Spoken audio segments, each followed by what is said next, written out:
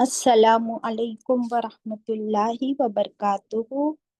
ان الحمد للہ نحمدہ نصلی علی رسولہ الکریم، اما بعد فاعوذ باللہ من الشیطان الرجیم، بسم اللہ الرحمن الرحیم۔ ربی زدنی علما، رب اشرح لی صدری ویسر لی امری وَاحْلُلْ عُقْدَةً مِّن لِّسَانِي يَفْقَهُوا قَوْلِي. It means, O my sustainer, increase my knowledge. O my sustainer, open my heart to your light and make my task easy for me. Open the knot of my tongue so that they might fully understand whatever I say. Ameen. اشہدو ان لا الہ الا اللہ واشہدو ان محمدا عبدہ ورسولہ۔ اللہم صلی وسلم علی نبینا محمد صلی اللہ علیہ وسلم۔ Welcome my dear sisters, ہم پڑھ رہے ہیں پارہ 29 سورۃ المدثر۔ آپ سب قرآن کھول لیجئے، میرے ساتھ مل کر پڑھیے۔ اعوذ باللہ من الشیطان الرجیم، بسم اللہ الرحمن الرحیم۔ بسم اللہ الرحمن الرحیم۔ یا ایہا المدثر قم فانذر وربک فکبر وثیابک فطہر والرجز فاہجر ولا تمنن تستکثر ولربک فاصبر فإذا نقر في الناقور فذلك يومئذ يوم عسير على الكافرين غير يسير ذرني ومن خلقت وحيدا وجعلت له مالا ممدودا وبنين شهودا ومهدت له تمهيدا ثم يطمع أن أزيد كلا إنه كان لآياتنا عنيدا سأرهقه صعودا إنه فكر وقدر فقتل كيف قدر ثم قتل كيف قدر ثم نظر ثم عبس وبسر ثم أدبر واستكبر فقال إن هذا إلا سحر يؤثر إن هذا إلا قول البشر۔ صدق اللہ العلی العظیم۔ الحمد للہ رب العالمین۔ پارہ 29 سورۃ المدثر۔ Kindly share the screen.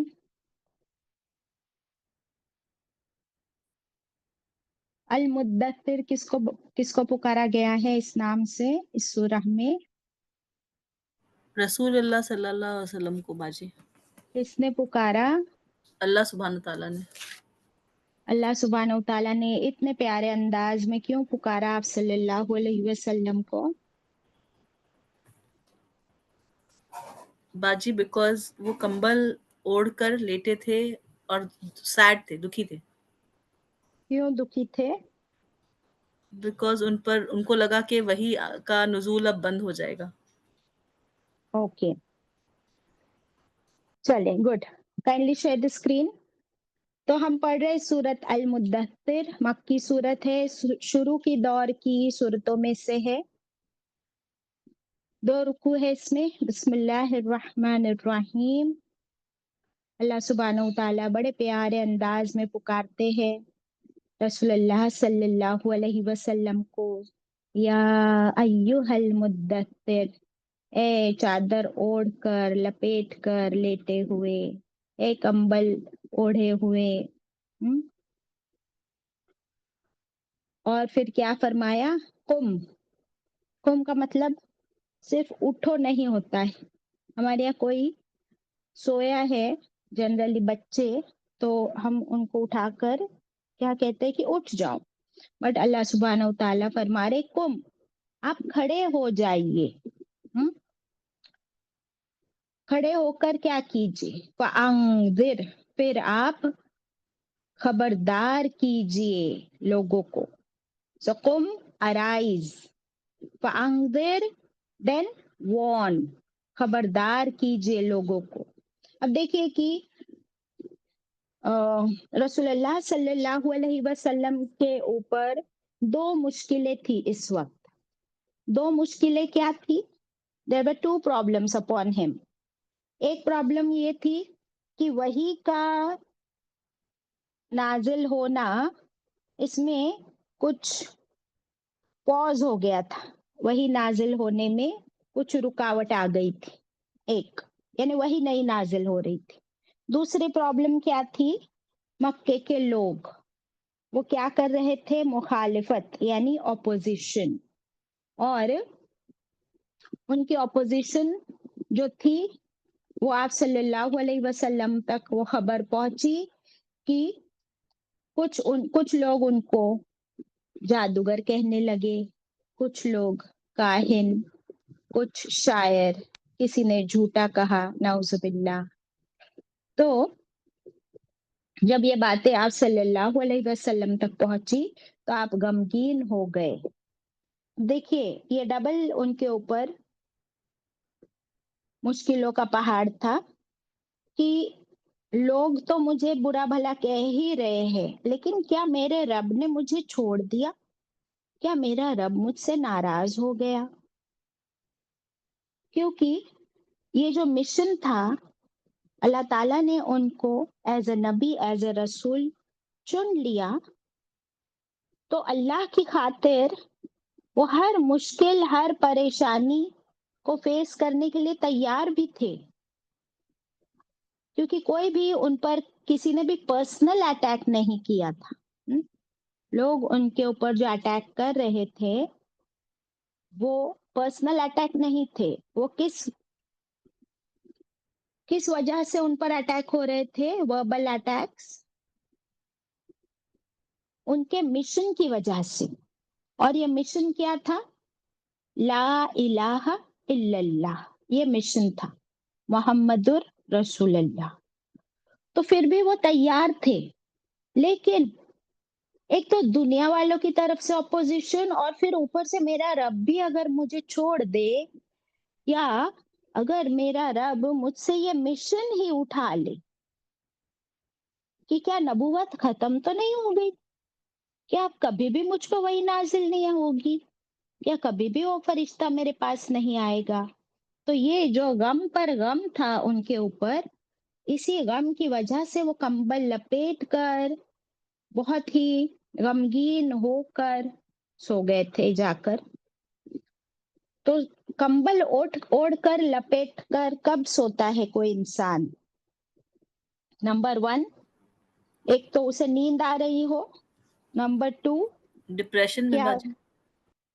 हाँ डिप्रेशन बाद में आएगा, पहले हम कॉमन रीजंस ढूंढते हैं। कि नंबर 1 होता है कि किसी को नींद आ रही है या कोई सुस्ता रहा है, ठीक है। नंबर 2 होता है माहौल यानी वेदर, जैसा क्लाइमेट अगर बहुत ठंडा है, ठंडी का मौसम है, तो अभी भी आप कंबल लपेट के ओढ़ के सो जाते हो, बराबर। आपको नींद नहीं भी आ रही है, तो उस मौसम की वजह से आप कंबल लपेट कर ओढ़ कर सुस्ताते हो। और तीसरी वजह होती है ये डिप्रेशन, कि दुनिया वाले भी आपसे नाराज है, इसलिए आप भी दुनिया वालों से नाराज हो। और अब आप सोचते हो कि अब मैं करूं तो क्या करूं, अब मैं करूं तो क्या करूं। और यहाँ पे एक और प्रॉब्लम थी कि अगर मेरा रब भी मुझसे राजी नहीं, वो मुझसे नाराज हो गया है बाय चांस, तो फिर मेरी जिंदगी में करने का भी कोई मिशन बाकी ही नहीं रहा। You understand? तो अल्लाह सुब्हानहू तआला ने फरमाया अपने नबी से कि ए कंबल ओढ़ कर, लपेट कर, चादर लपेट कर लेटने वाले, अब वो दिन खत्म हो गए लेटने के। कुम, अब आपको खड़े होना है। और ये कुम क्या है? ये खड़े होना क्या है? ये आपका सबसे आला दर्जा, आपका मिशन, اور آپ کو اس مشن کے لیے کھڑا ہونا ہے.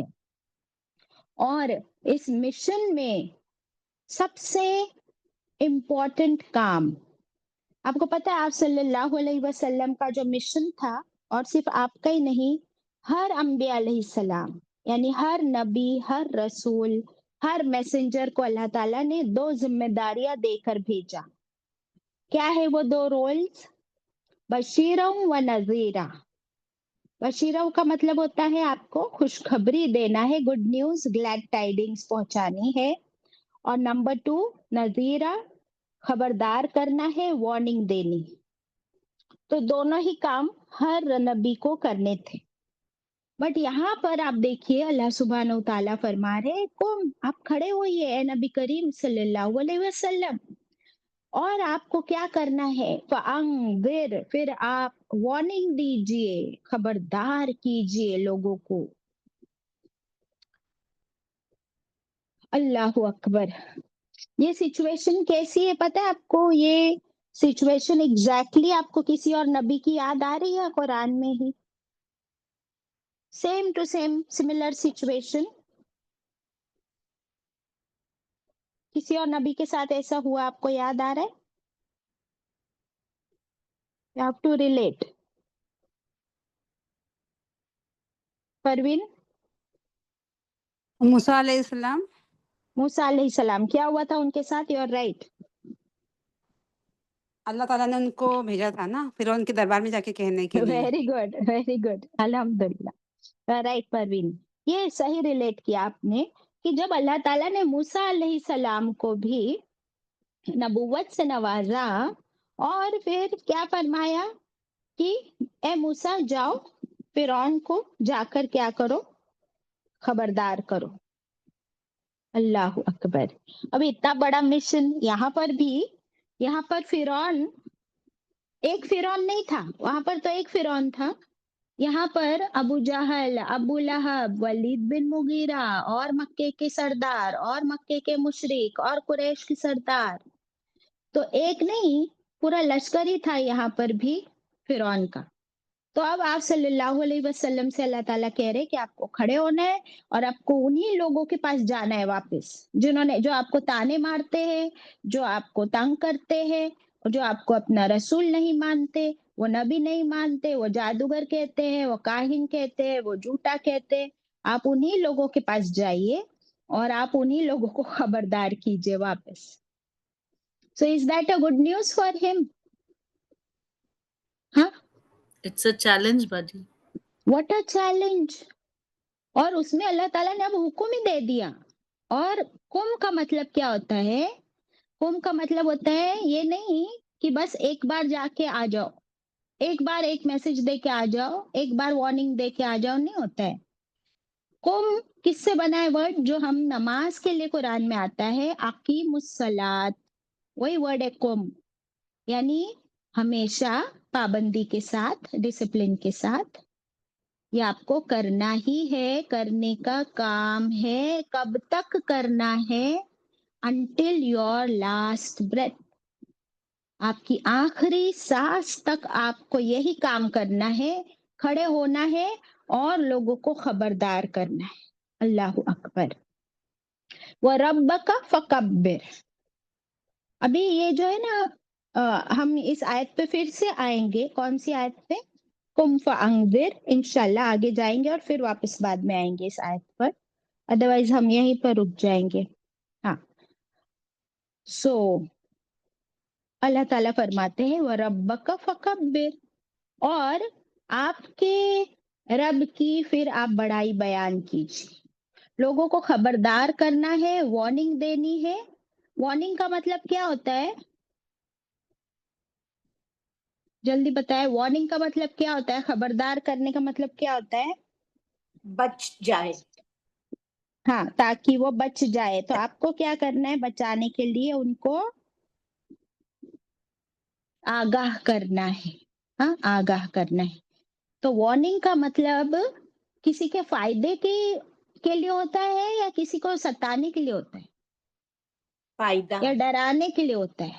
ہاں، تو آپ کو دوسرے لوگوں کا ویل وشر بننا ہے اور ان کو ایک بہت بڑی مصیبت تکلیف سے بچانے کے لیے پہلے ہی خبردار کرنا ہے.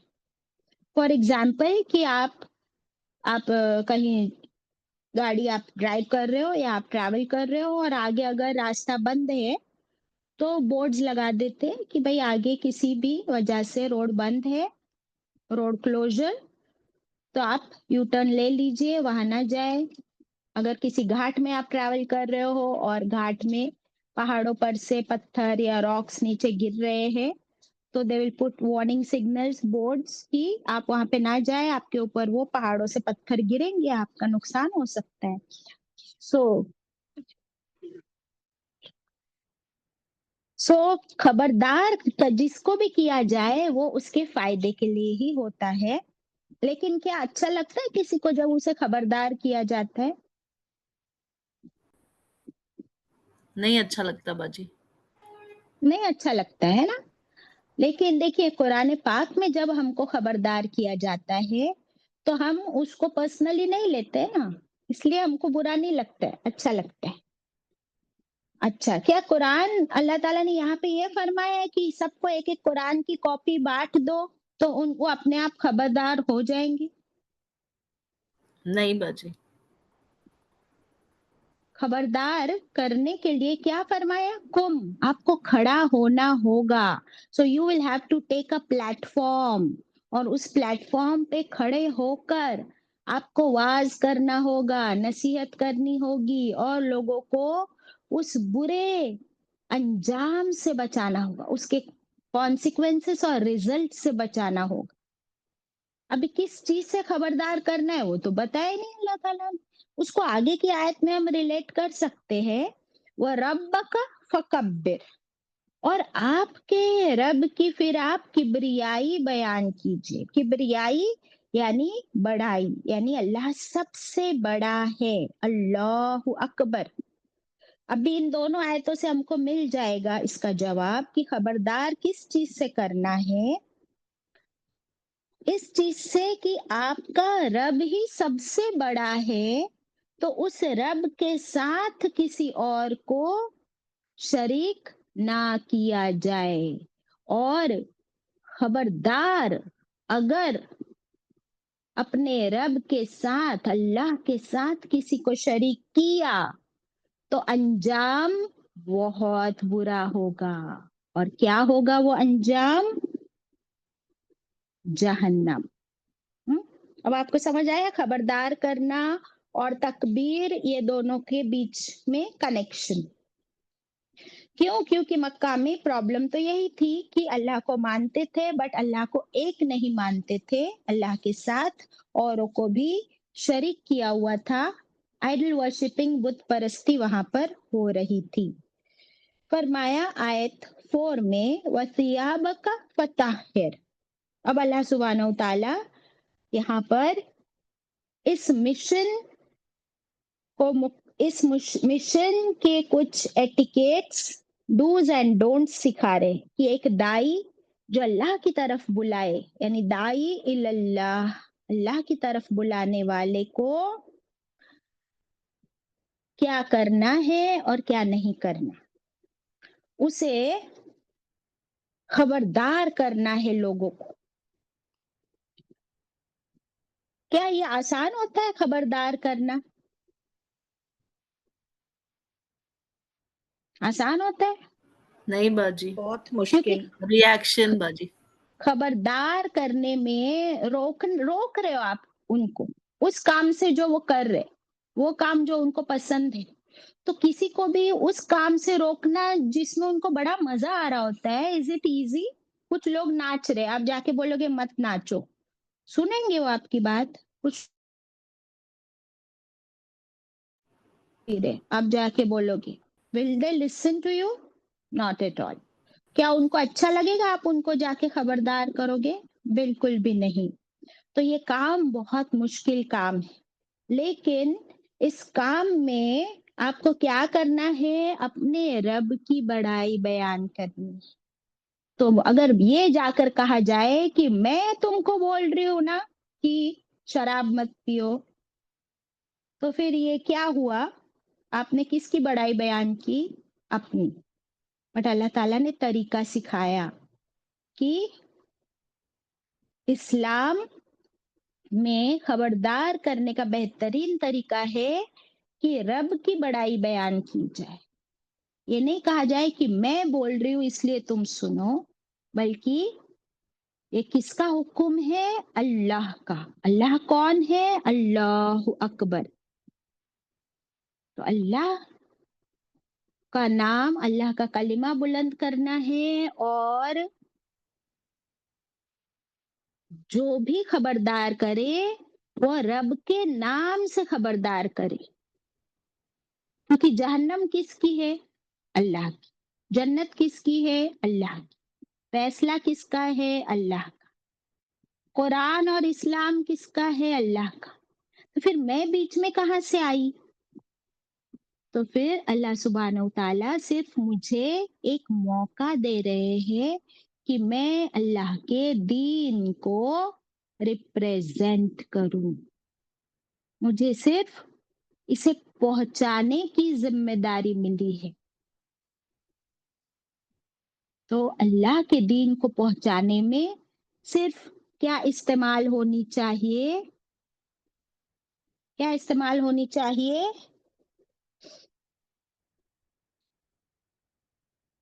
بتائیے. حکمت باجی. ہاں، حکمت. حکمت نہیں. یہاں پہ کیا استعمال؟ سب کچھ اللہ کا ہے. کتاب بھی اللہ کی، میسج بھی اللہ کا، شریعت بھی اللہ کی، جنت بھی اللہ کی، جہنم بھی اللہ کی، حکم بھی اللہ کا. تو پھر مجھے یہاں پہ کیا رول پلے کرنا ہے؟ کیا سنا؟ باجی رائٹ انٹینشن اینڈ یہ فالو کرنے کا مجھے وہ ہونا چاہیے جذبہ. دیکھیے یہ سب جذبہ اینڈ آل سب ضروری ہے، لیکن اگر میں اس کام کو اللہ کا حکم سمجھ کر، عبادت سمجھ کر کروں، تو پھر میں بیچ میں نہیں آتی. کیونکہ یہ کام کیا یہ عبادت ہے؟ اللہ کے دین کو آگے پہنچانا، لوگوں کو خبردار کرنا، کیا یہ عبادت ہے یا نہیں ہے؟ جی ہے. کیسے پتا؟ پورے قرآن میں لکھا ہے باجی.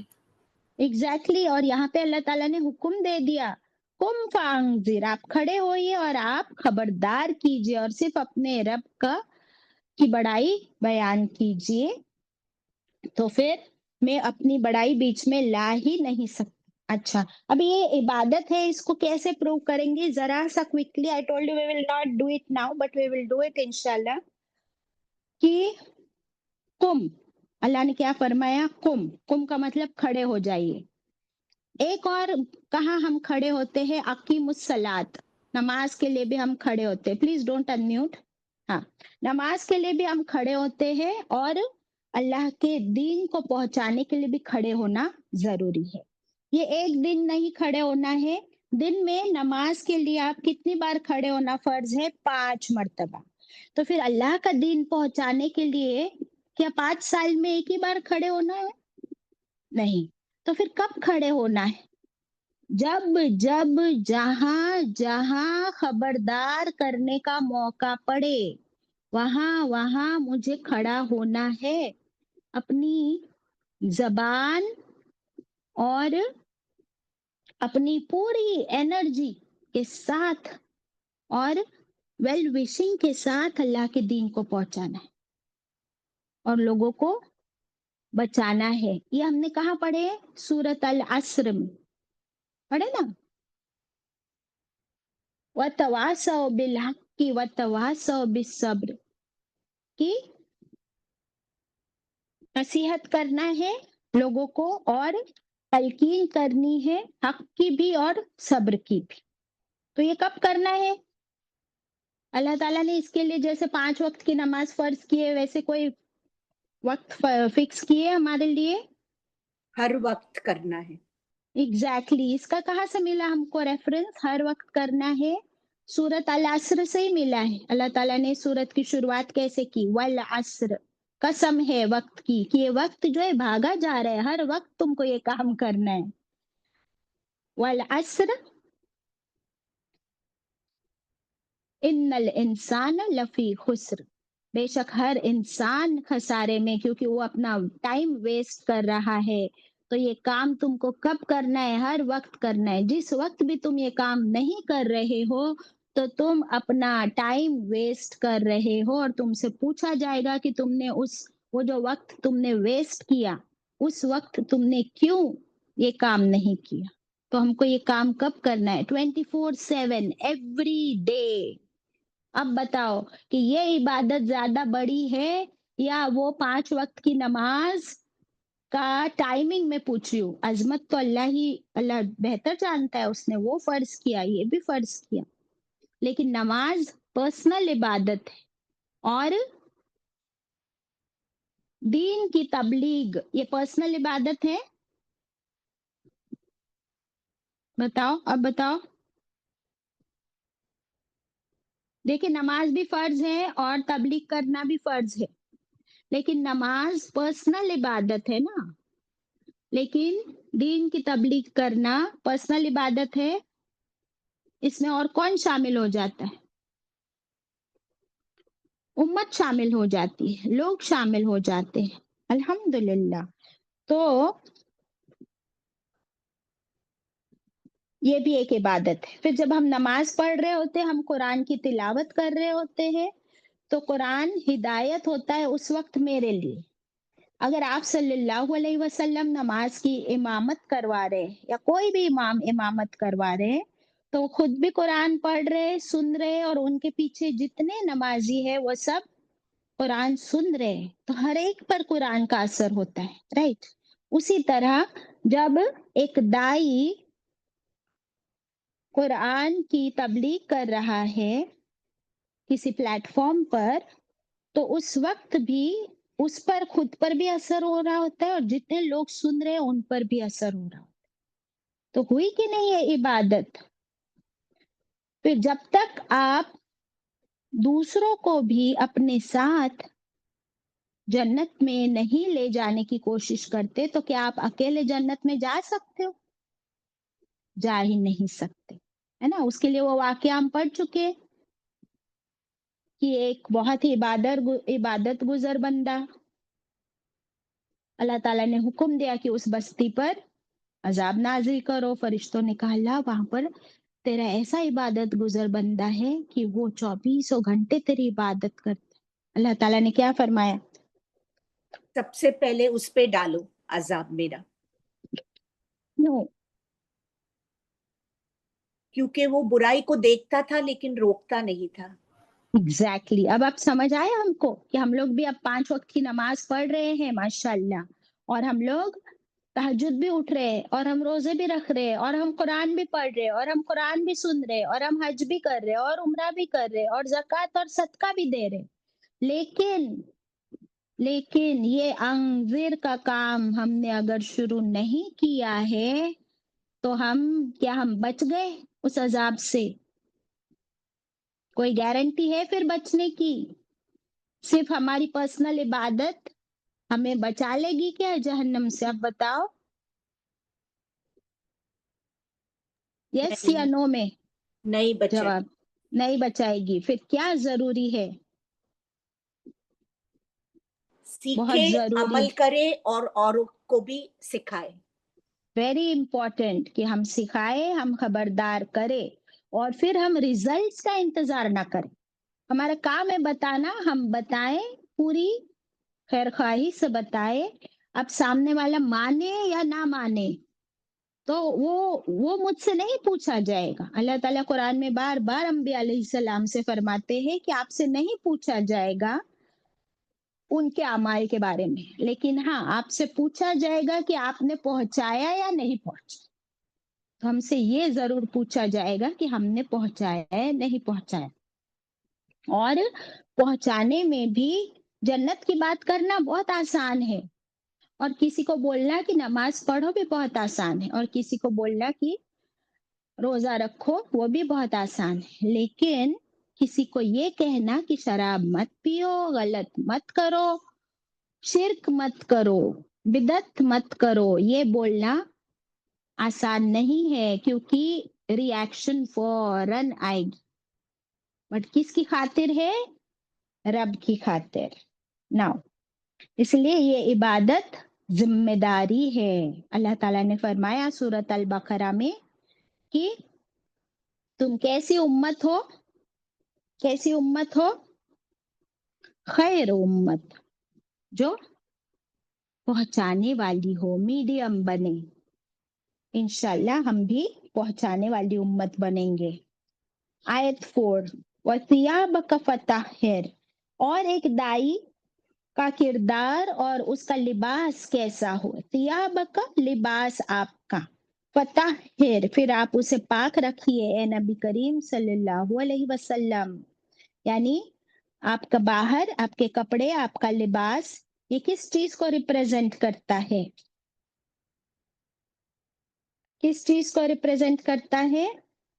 پاکیزگی، طہارت. پاکیزگی، طہارت، ہے نا، کہ اس کے بغیر ہم نے، ہمارے لیے نماز بھی وضو کے بغیر نہیں ہو سکتی، وضو شرط ہے. وَالرُّجْزَ فَاہْجُرْ، اور گندگی کو، ناپاکی کو آپ کیا کیجئے؟ فہجر پھر آپ چھوڑ دیجئے.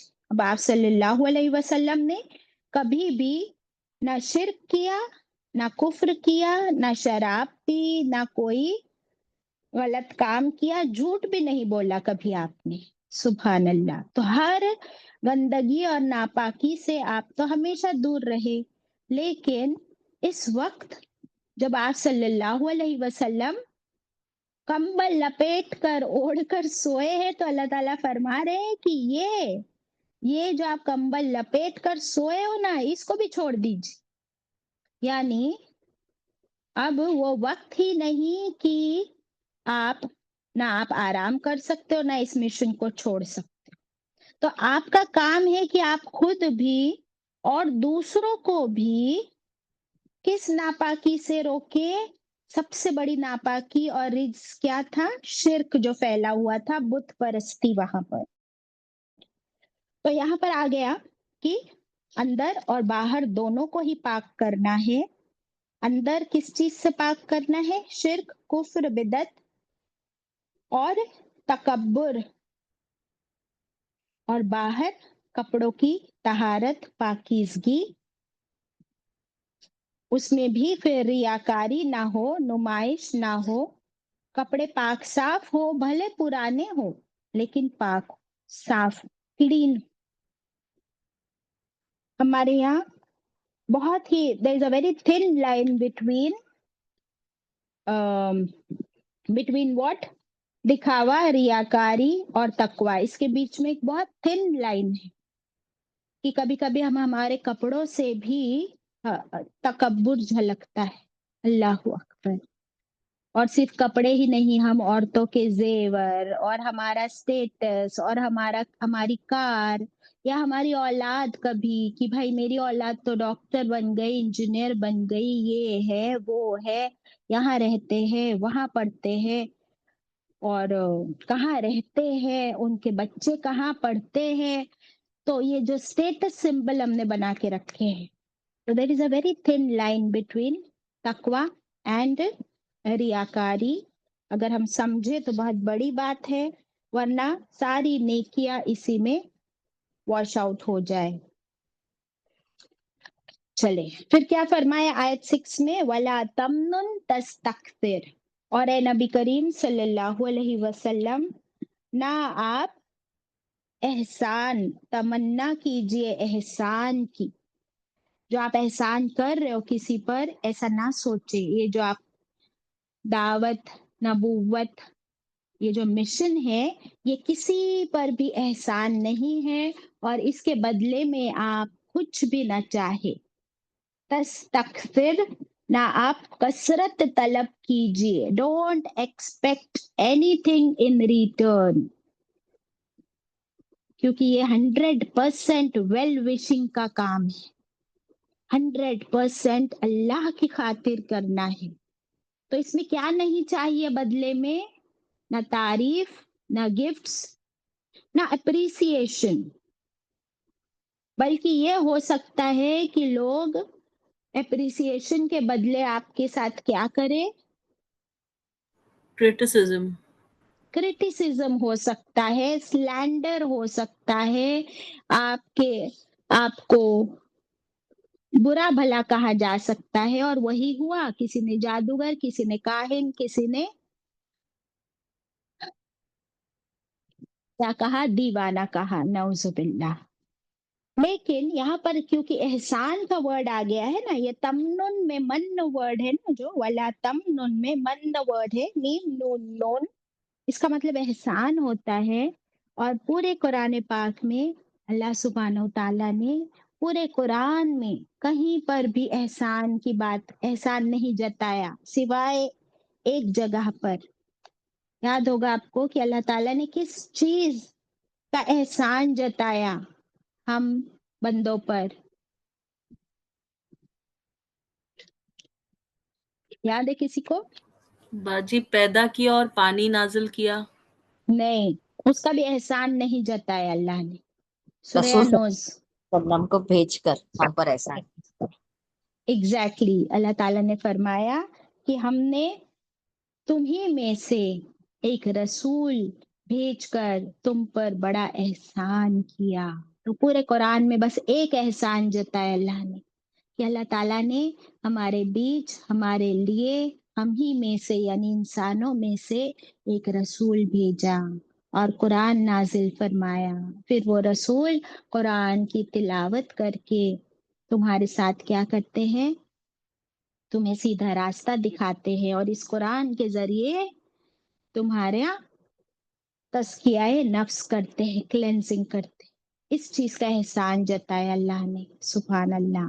لیکن آپ صلی اللہ علیہ وسلم سے فرمایا کہ آپ کو نہیں احسان جتانا ہے. تو پھر ایک دائی، ایک ٹیچر جو قرآن کو پروپوگیٹ کرے، کیا وہ احسان جتا سکتا ہے؟ کیا وہ کچھ بھی بدلے میں چاہ سکتا ہے بندوں سے؟ Anything? Not at all. کیونکہ یہ کام کس کا کام ہے؟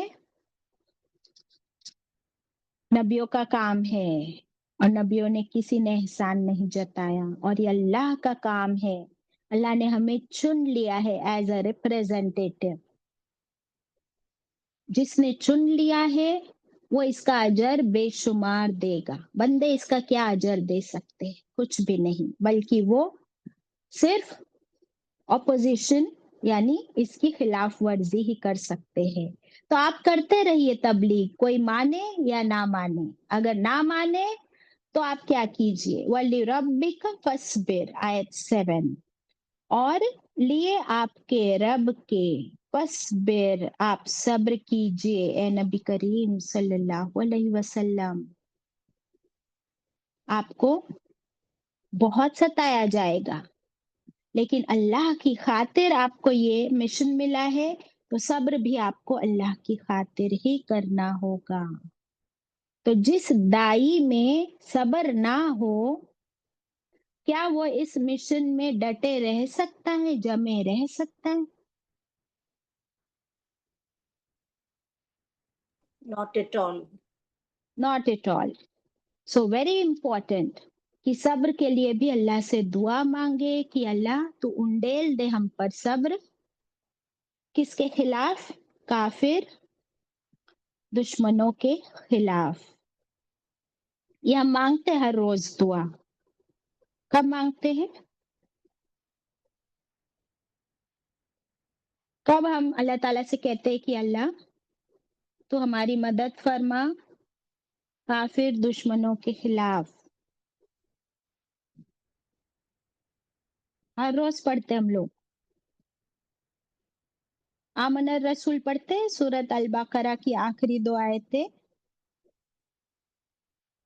اس کی آخری ورڈز کیا ہے؟ فَانْصُرْنَا عَلَى الْقَوْمِ الْكَافِرِينَ. اللہ تو ہماری مدد فرما کافر قوم کے خلاف. چلے آیت نمبر 8. اب کیا ہوا؟ آیت نمبر 7 تک آپ صلی اللہ علیہ وسلم کو اللہ تعالیٰ نے دوبارہ وحی کا آغاز بھی ہو گیا، جو وحی رک گئی تھی. پھر اللہ تعالیٰ نے فرمایا کہ اب آپ کھڑے ہو جائیے اور اپنی کمر کس لیجئے، تیار ہو جائیے، لوگوں کو آپ جہنم سے برے انجام سے خبردار کیجئے۔ اپنے کپڑے پاک رکھنے کا مطلب ایک اور لکھ لیجئے کہ گناہوں کو چھوڑ دینا۔ کپڑے صاف رکھنے کا مطلب گناہوں کو چھوڑ دینا اور اعمال کی اصلاح کر لینا۔ اعمال کی اصلاح کر لینا، کیونکہ یہ ایک محاورہ تھا جو عربی لوگ یوز کرتے تھے۔ There was a saying amongst Arab people کہ وہ جب کہتے کہ کسی کے کپڑے بہت صاف ہے، وہ تب کہتے جب وہ بندہ نیک، پرہیزگار، عزت والا بندہ ہوتا تو کہتے کہ اس کے کپڑے بڑے پاک صاف ہے۔ تو وہ اس بات سے سمجھ جاتے، کیونکہ دیکھیے عرب پیننسولا میں آپ اگر دیکھو گے وہاں پر دھول مٹی کتنی اڑتی ہے، تو آپ کتنے پاک صاف کپڑے پہن کر نکلو، تھوڑی دیر میں آپ کے کپڑوں پر کیا چڑھ جائے گی؟ دھول اور غبار، تو وہ کپڑے صاف نہیں رہیں گے۔ لیکن اس محاورے کے مطابق کسی کا کردار، اس کی پرسنالٹی، اس کی اچھائیاں، اس کے اخلاق اچھے ہیں تو پھر اس کے کپڑے بھی صاف۔ الحمدللہ۔ اب یہاں سے ذکر شروع ہو رہا ہے قیامت کے دن کا، آیت نمبر 8۔ اللہ تعالیٰ فرماتے ہیں فَإِذَا نُقِرَ فِي النَّاقُورِ، پھر جب، اذا جب، نُقِرَ نکیرہ کہا جاتا ہے چوٹ لگانے کو یا پھونک مارنے کو۔ کس میں؟ فی الناقور، سور میں۔ یہ نکیرہ، ناقور ایسی چیز، ایسے میوزیکل انسٹرومنٹ کو کہتے ہیں کہ جو اندر سے کھوکھلا ہوتا ہے اور پھر اوپر سے اگر اس پر چوٹ لگائی جائے، فار ایگزامپل ڈرمز، ڈھول ہوتا ہے نا، ڈھول، ڈرم، تو اندر کچھ ہوتا ہے اس کے؟ نہیں، اندر وہ خالی ہوتا ہے، اور باہر سے اس پر زور زور سے وہ لکڑی سے مارا جاتا ہے تو اندر سے ایک ساؤنڈ پروڈیوس ہوتا ہے، برابر۔ ویسے آپ فلوٹ دیکھیے یا ٹرمپٹ دیکھیے، بانسری جسے کہتے ہیں، اندر وہ کھوکھلی ہوتی ہے اور پھر اس کے اندر جب پھونک ماری جاتی ہے تو سارے اس کے جو چھید ہوتے ہیں اس میں سے آواز باہر آتی ہے۔ ہارمونیم وغیرہ بھی دیکھ لیجئے کہ اندر وہ ہالو ہوتا ہے اور پھر اس کے جو ہارمونیم کے اوپر کیا ہوتے ہیں جس کو پریس کرتے ہیں فنگرز سے؟ کیز باجی۔ Keys, you right. سو وہ کی پریس کی جاتی ہے نا، تو جیسے کہ چوٹ لگائی جاتی ہے اسی طرح اس کو بھی پریس کرنا پڑتا ہے تو اندر سے ایک سر نکلتا ہے۔ ویسے ہی یہ ناقور اس ٹرمپٹ، اس سور کو کہا گیا ہے جو اسرافیل علیہ السلام کے ہاتھوں میں ہے۔ اس سور اور ٹرمپٹ کی کیا سائز ہوگی اور اس فرشتے کی کیا سائز ہوگی کہ جب وہ اس میں پھونک ماریں گے تو پوری دنیا، the entire earth، اس میں وہ آواز ایسے گونجے گی، ہر ایک کو وہ آواز سنائی جائے گی، اور اس آواز میں کچھ ایسی تاثیر بھی ہوگی کہ جتنے بھی زندہ لوگ ہیں ہر ایک کی اس سے موت ہو جائے گی صرف آواز سن کے۔ اور اسرافیل علیہ السلام آلریڈی اپنے ہونٹوں پر اس سور کو لیے ہوئے کھڑے ہیں، انتظار ہے۔ انتظار کس چیز کا ہے؟ رب کے حکم کا۔ جیسے ہی رب کا حکم آئے تو میں اس میں پھونک ماروں۔ تو اتنی بڑا مشن ہے، اتنی بڑی ذمہ داری ہے، لیکن وہ ابھی سے کھڑے ہیں۔ کب سے کھڑے ہیں؟ جب سے اللہ نے دنیا بنائی تب سے کھڑے ہیں اور انتظار میں۔ یہ کتنا بڑا صبر ہے، کتنی بڑی ڈیوٹی ہے۔ تو فرشتوں کے پاس تو کوئی فری ول ہے ہی نہیں، اسرافیل علیہ السلام کے پاس اور کوئی کام ہی نہیں ہے، لیکن اگر اسرافیل علیہ السلام کے پاس فری ول ہوتا تو اسرافیل علیہ السلام کیا سوچتے؟ ذرا ایک منٹ اپنے آپ کو رکھ کے دیکھیے ان کی جگہ پر کہ اسرافیل علیہ السلام کیا سوچتے اگر ان کے پاس فری ول ہوتا ہم انسانوں کی طرح، کہ اتنے سال تو گزر چکے، اب تک تو قیامت نہیں آئی، اب تک تو اللہ نے حکم نہیں دیا کہ اس میں پھونکو، تو چلو تھوڑی دیر کے لیے میں کیا کروں؟ کیا سوچیں گے وہ؟ ذرا سوچ کے بتاؤ۔ تھوڑی دیر کے لیے آرام کر لوں باجی۔ تھوڑی دیر کے لیے میں آرام کروں، تھوڑی دیر کے لیے میں بھی سستا لوں، تو کیونکہ فرشتوں کے پاس تو فری ول ہے ہی نہیں۔ اب اللہ سبحانہ و تعالیٰ یہی تو بتا رہے آپ صلی اللہ علیہ وسلم کو کہ آپ کو بھی اب نبوت اور رسالت سے نوازا گیا ہے، so you also have no free will, you have been chosen. تو اب آپ کو تو یہ مشن کرنا ہی ہے، اب آپ نہیں آرام سے سو سکتے۔ ویسے ہی ہم بھی آپ صلی اللہ علیہ وسلم کی امت ہے اور ہمارا حساب کتاب ہونا ہے، قیامت تو آنی ہی ہے، تو ہمارے پاس فری ول ہوتے ہوئے کیا ہم آرام سے سو سکتے ہیں، سستا سکتے ہیں، یا ہمیں بھی اپنی ذمہ داری نبھانی ہے؟ باجی بالکل نہیں آرام کر سکتے، ہاں، ٹائم از رننگ آؤٹ۔ جس نے یہ بات سمجھ لی کہ tick tock my time is running out, تو وہ آرام سے بیٹھ ہی نہیں سکتا، سو ہی نہیں سکتا۔ اب یہ جب پھونک ماری جائے گی اس سور میں تو کیا ہوگا؟ آیت 9، وَذَلِكَ، پھر وہ، یومئذٍ، وہ دن، یوم عسیر، کیسا ہوگا وہ یوم، وہ ایک دن، عسیر، عین سے ہے عسیر، بہت ہی مشکل دن ہوگا، ویری ڈیفیکلٹ ڈے،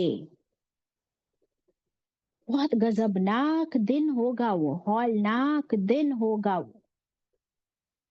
رسول اللہ صلی اللہ علیہ وسلم سے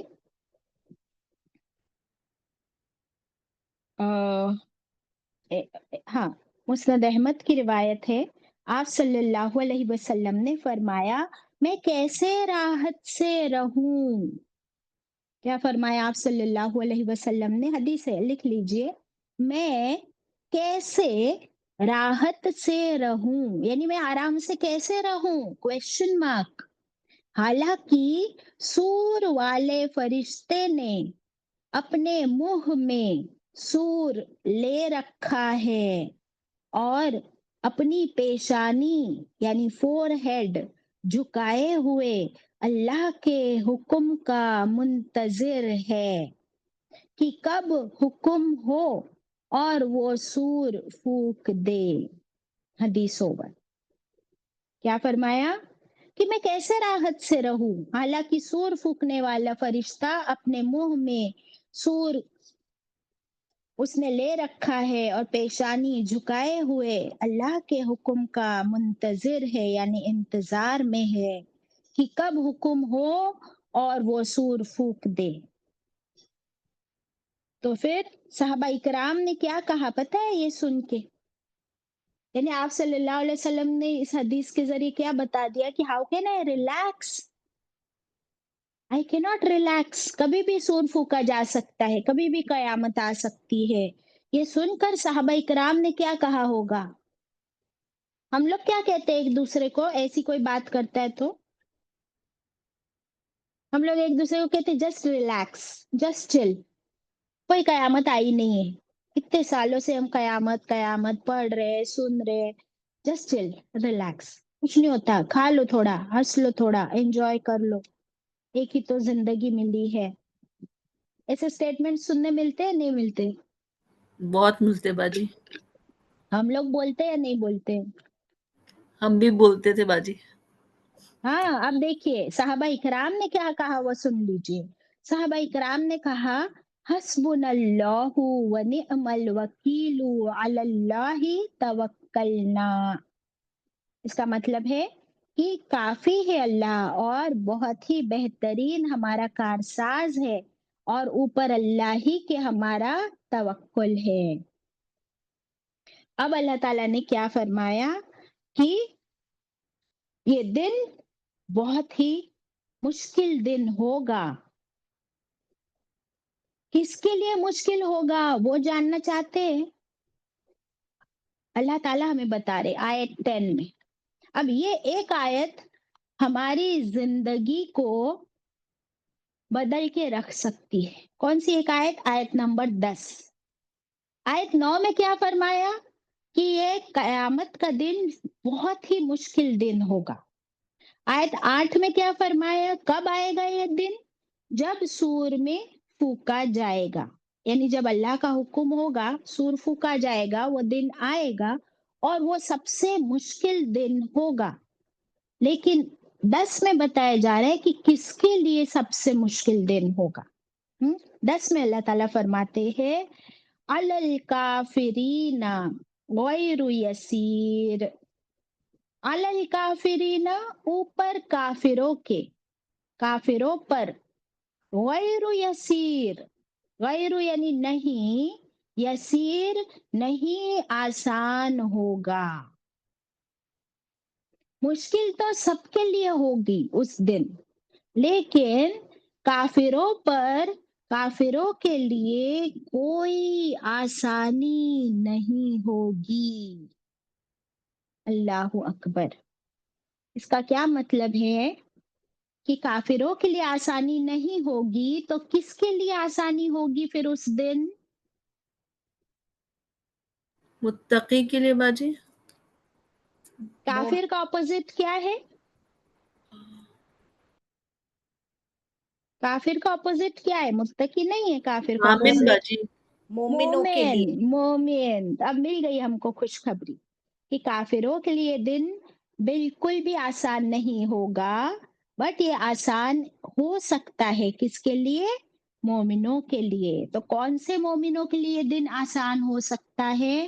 ان مومنوں کے لیے جو اس دن کی تیاری میں لگے رہے، جو اپنے آپ کو جہنم سے بچانے کے ساتھ ساتھ دوسروں کو بھی جہنم سے بچانے کی فکر میں لگے رہے، جو اپنی آخرت کے ساتھ ساتھ دوسروں کی آخرت بھی سنوارنے میں لگے رہے. ان کے لیے یہ دن آسان ہو سکتا ہے. لیکن وہ کافر، کون ہے کافر؟ جو انکار کرے. تو وہ کافر جو مانتا ہی نہیں. کس کو نہیں مانتا؟ اللہ کو تو یہ لوگ سب مانتے تھے، لیکن وہ لوگ ایک اللہ کو نہیں ماننا چاہتے تھے، یعنی شرک نہیں چھوڑنا چاہتے تھے. پھر وہ رسول اللہ صلی اللہ علیہ وسلم کو اللہ کا رسول نہیں مانتے تھے، وہ قرآن کو اللہ کی کتاب نہیں مانتے تھے، اور وہ سب سے بڑی بات قیامت کے دن پر یقین نہیں رکھتے تھے. تو یہ ان لوگوں کے لیے بالکل آسان نہیں ہوگا جو یہ سب کچھ کرے، یا اس میں سے کوئی ایک کام، کہ بھئی اللہ اور رسول کو مانے لیکن قیامت کو نہ مانے، اللہ اور رسول کو مانے لیکن قرآن کو نہ مانے، اللہ اور رسول اور قرآن کو بھی مانے لیکن سنتوں کو نہ مانے، حدیث کو نہ مانے. تو بہت سارے اس میں پوائنٹرز ہیں. کوئی ایک بھی نہ مانے تو پھر وہ کافر میں شمار ہوا یا نہیں؟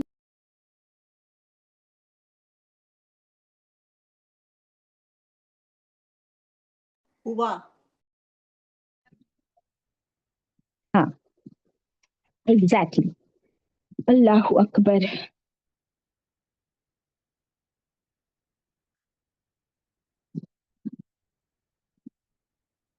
پھر جب سور میں پھونکا جائے گا، وہ دن اور وہ وقت کافروں پر بڑا سخت ہوگا جو کسی طرح آسان نہ ہوگا. اس دن کافر کہیں گے، کیا کہیں گے کافر؟ یقول الکافرون ھذا یوم عسر. اور کہیں گے کافر اس دن کہ یہ دن بہت ہی مشکل دن ہے.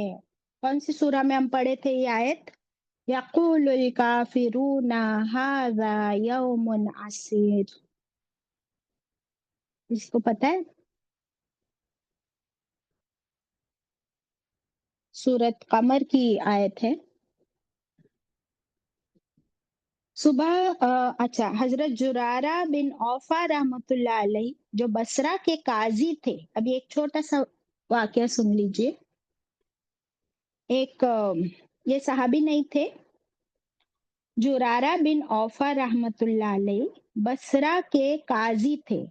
वो एक मर्तबा अपने मुक्तदियों को सुबह की यानी फजर की नमाज पढ़ा रहे थे। इसी सूरत की तिलावत की। जब इस आयत पर पहुंचे तो बेसाख्ता जोर की एक चीख उनके मुंह से निकल गई और गिर पड़े। लोगों ने देखा तो रूह परवाज हो चुकी थी। अल्लाह उन पर अपनी रहमत नाजिल फरमाए कि काफिरों के लिए ये दिन बिल्कुल आसान नहीं होगा। अब देखिए, ये इमामत करवा रहे हैं, काजी थे बसरा के, लेकिन जब इस आयत की हौलनाकी उन्होंने जब इसको पढ़ा और वहां पर उनकी रूह परवाज हो गई। And we take Quran so lightly, क्योंकि हम ये आयतें कितनी बार पढ़ चुके हैं और कुरान हम बार बार पढ़ते हैं, लेकिन हम पर वो असर क्यों नहीं होता इसका? क्यों हम इसको इतना लाइटली लेते हैं? बताइए आप।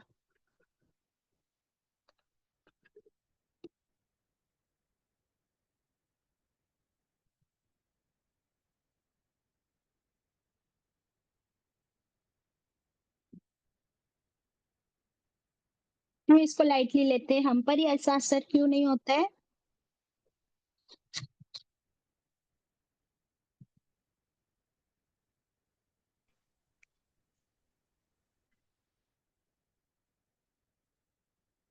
ठीक है, चले। अब यहाँ से आगे की आयतें जो शुरू हो रही है वो वलीद बिन मुगीरा के बारे में अल्लाह सुब्हानहू तआला ने नाजिल फरमाई। ये कौन है? इसको मलून कहा गया है। मलून किसे कहते हैं? जिस पर लानत की गई हो। तो क्या किया था ऐसा वलीद बिन मुगीरा ने कि उस पर अल्लाह की तरफ से लानत भी नाजिल हुई और इतनी सारी आयतें उसके बारे में हम अब पढ़ने वाले हैं। तो पहले तो थोड़ा सा बैकग्राउंड देख लेंगे कि वलीद बिन मुगीरा कौन था और अल्लाह ताला ने उसके बारे में इतनी सारी आयतें क्यों नाजिल फरमाई। जैसे हमने अभी रिलेट किए थे कि अल्लाह ताला ने ये मिशन जैसे आप सल्लल्लाहु अलैहि वसल्लम को दिया। जब अल्लाह ताला ने ऐसा मिशन मूसा अलैहि सलाम को दिया था तो मूसा अलैहि सलाम को फिरौन के दरबार में भेजा था। फिरौन इजिप्ट का बादशाह था उस जमाने का।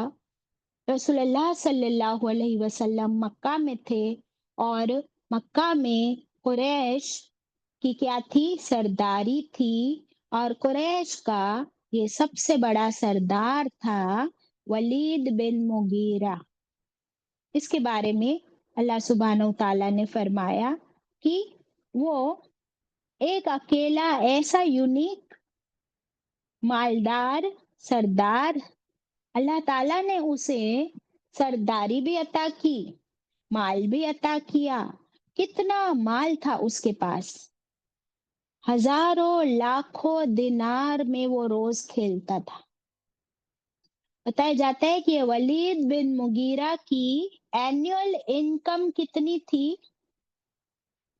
उस जमाने में वलीद बिन मुगीरा की एनुअल इनकम बताई जाती है 1 करोड़ गोल्ड दिनार्स। 1 करोड़। ये करोड़ों की बात है तो अभी अभी हम लोग सुनने लगे ना, लेकिन उस जमाने में वलीद बिन मुगीरा की एनुअल यानी सालाना इनकम 1 करोड़ सोने के दिनार थी। और उसकी जमीन और प्रॉपर्टी इतनी थी कि उसे खुद को उसका अंदाजा नहीं था। उसके 10 बेटे थे, नौकर चाकर बांदी गुलाम प्रॉपर्टी और इतनी इज्जत क्योंकि वो सरदार भी था। ये सब कुछ उसे किसने दिया? ये सब कुछ उसे अल्लाह सुब्हानहू तआला ने अता किया। तो इसके बारे में आयतें इंशाल्लाह हम कल पढ़ेंगे। This was a background about Waleed bin Mughira, क्या उसने अल्लाह की नेमतों का शुक्र अदा किया या इस पर तकब्बुर किया? इंशाल्लाह वो हम कल पढ़ेंगे। व आखिरु दावाना अनिल हम्दुलिल्लाहि रब्बिल आलमीन, रब्बना तकब्बल मिन्ना।